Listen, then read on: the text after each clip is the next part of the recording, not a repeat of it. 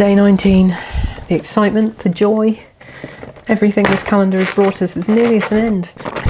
Oh, so excited I'm breaking it. Right.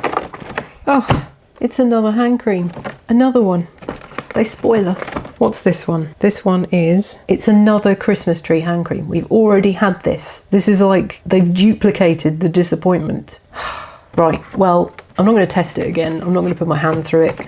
Let's just make it better, shall we? Okay, I'm not making a hand cream, I'm making a whip soap, and you're now basically watching someone have a breakdown in real time, so enjoy.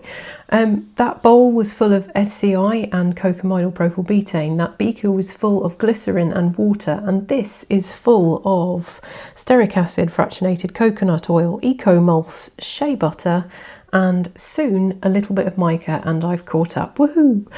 And basically you've got your oil phase, your water phase and your surfactant phase. You need to heat all of these up and make sure that you weigh and replace any water lost to evaporation.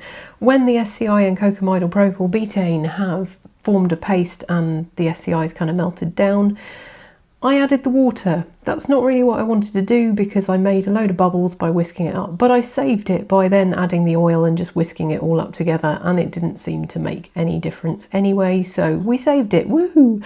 And now we're adding the cool down phase because it's cooled down enough to do that, and in the cool down phase I have a winterberry fragrance oil, some preservative for which I'm using phenoxyethanol ethyl hexyl glycerin, and then some vitamin E.